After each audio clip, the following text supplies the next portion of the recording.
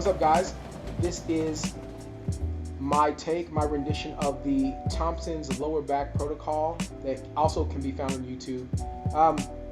Biggest thing is just some of the things that we've been working on, some of the things that I've been doing in order to make sure that my lower back stays as healthy as the rest of my body.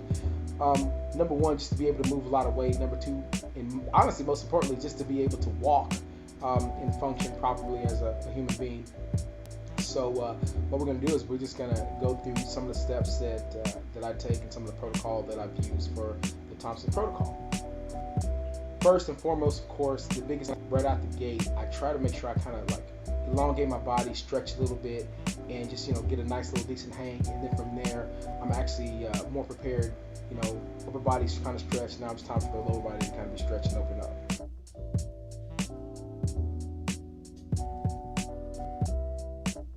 All right. Important thing, of course, that you want to make sure that you're doing is making sure you get a high enough spot so where once you actually get into the bands, that you'll actually be able to hang. You don't want to have to hang all the way down, but you want to be able to get to a point to where at least your upper back is able to make contact with the ground enough that your lower spine can actually have a bit of time to elongate. What I try to use as far as these rogue bands is I use two, just because though I'm short, I'm a little bit dense. So I want to be able to actually hang to the ground without really slamming into the ground. So again, make sure as you loop them in that you just make sure that you keep them even. This is the part that actually gets kind of difficult, actually loading into it. Now, of course, I'm a short, squatty person, so I kind of try to shift my body into it and making sure that I get it where it makes contact with the lower back, but not completely past the buttocks, and at the same time where it does make its way around the waistline so that you can add a little bit of elongating to the spine. So again, big thing I try to do is make sure I load in first. You get loaded in, something like that. Then from there, obviously squeeze around. You can make your way around now.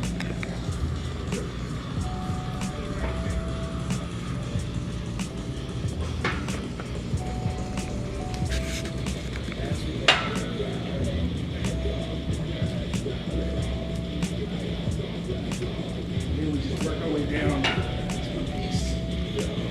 So now from that point, obviously you're hanging upside down, so the important thing from that point is just to kind of make sure that you adjust yourself. So for me, since I'm by myself, I can literally wrap one leg around like so, keep this leg out, push this bench back a little bit, work it down, same way on the other side, where it's made contact around the lower back, but it's still around the pelvis area. And then from there, you just kind of make sure that you kind of relax. So next up, what I'm actually going to be doing is doing a series of pelvic tilts with some adductor release, just to make sure that I'm really squeezing up top and releasing. Doing this almost over and over and over. And as I do it, you're going to notice that I actually have some stoppers to keep me from going low at the beginning. Just because I'm a little bit flexible. I'm a sumo guy, cheer background, so I'm a little bit flexible. But you'll see in the next clip, I actually take the guides down a little bit so that I can actually open up just a little bit more, and at the same time as I'm squeezing for a few seconds and releasing, probably squeezing up to 5 seconds and releasing, I'm doing like 2 to 3 sets of those, and just as I release, just allowing the legs to go down a little bit more. For time's sake, I actually sped it up a little bit, but you'll see as I keep going, you're gonna see me alternating legs after doing what I like to call the Spider-Man. And again, just trying to make sure that you hang and releasing that lower back. And as soon as I'm done actually doing the Spider-Man, I'm actually start alternating legs, allowing one leg almost ninja style to hang up to the side and release. And I'm still doing the pelvic tilts. I'm still getting a good squeeze, but I'm switching side by side. I sped it up a little bit so you guys can kind of see what we got going on. And then from there, again, like I said, I allow each leg to hang down. Still doing a little bit of the squeeze of the pelvic area on both sides. I'm going to be doing the same thing, allowing the opposite leg to wrap around the band, and just allowing myself to go further down, further down, and further down, and further down. And then from there, after doing 2 or 3 sets of each, I allow both legs to hang down. You'll notice that I actually have a bench behind me to kind of help me with that, to kind of help me just almost guide me, almost act as a safety rail for me so that I don't go too far down and I can kind of control the descent in which I do it. Then from there, I actually bring the feet back together, pull down a little bit, and then from there, I actually kind of a bit of a flexion of the mid back and lower back at the same time, and then I release, doing that thing over and over. And then of course I open the legs up a little bit more from there, doing the pelvic tilt a little bit more, releasing, and like I said, I do 2 or 3 sets of these bad boys just to kind of release the lower back. And ipsilateral lift for like the QL release, and all I'm doing is I'm not rotating, but rather just sucking one hip down, pushing the other one up, over and over and over, getting a good squeeze on each end, and allowing the, again, it's all about the lower back, allowing that lower back to kind of loosen up. Obviously the goal here is just for the QL release. Then I pull it back in, and really what I try to do here is I pull right at the angles, I try to pull it in, and I really work on a little bit more tension and release. Tension and release. I just use the bench that's behind me, just kind of walk myself back up to the top, try to stay loose, and that's it.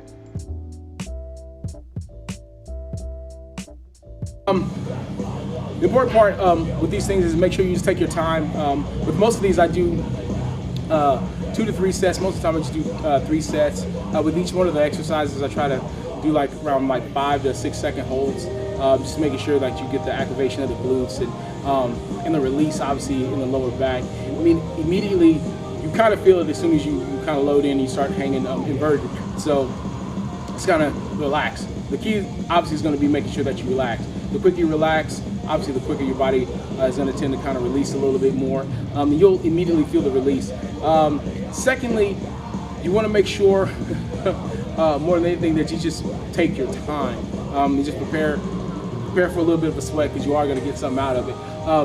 For those of you that already do the Thompson's lower body, or I should say lower back protocol, then you'll see that I did a lot of those, but I have a few that I adapted myself that actually work for me, just because I don't necessarily have a lot of lower back problems, but I just tend to get bundled up down low, like a lot of people tend to do, just because of my short stature. It's kind of the way I'm built anatomically. So hopefully it works out for some of you guys. If you like it, cool. If not, just don't do it. But other than that, man, be sure to go to subscribe to Donnie Thompson, man, because he has a million of these things, and I draw most of my inspiration from him when it comes to working this stuff. And like I said, man, make sure you get yourself some of these bands that can support your body weight. The biggest problem that most people tend to have is they'll get the bands and it doesn't support their body, or they'll get bands that are too firm and you end up hanging pretty much suspended completely upside down, and that's really not good right here. So yeah, hope you guys enjoyed it. That's it.